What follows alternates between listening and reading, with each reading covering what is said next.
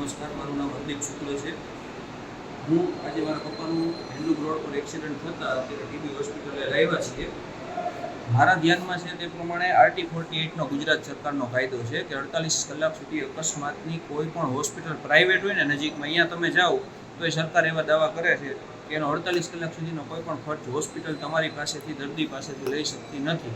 તો મેં રજૂઆત કરી સાહેબને અહીંયા કે ભાઈ 48 કલાક સુધીનો, તો એમને કીધું અમને 1.5 વર્ષથી સરકારે પેમેન્ટ નથી આપ્યું, એટલે અમે અહીંયા કાયદો અમલમાં રાખતા નથી ટીબીની અંદર. એટલે પછી આપણા જે ડીએચઓ સાહેબ છે, ગોહિલ સાહેબ, એમને મેં ફોન કર્યો હતો. એમને કીધું હા અમે કલેક્ટરે વાત કરી છે, બધી વાત કરી, પણ આમાં પબ્લિકને શું સમજવું? આ સરકાર જે આ કાયદો છે એ બંધ કરે કે ભાઈ આવી રીતની કોઈ સહાયતા અમે આપતા નથી. અને જો ખરેખર હોય તો હોસ્પિટલના કેના બિલ ચૂકવીને પબ્લિકને જે મુશ્કેલી પડે છે, ખોટા વાયદાની બધું દેખાય છે, એ બંધ કરો. અને કાં તો ખરેખર જરૂરિયાત લોકોને જે આ ફાયદો મળે એવું શરૂ કરો, એ અમે નમ્ર વિનંતી છે. નમસ્કાર.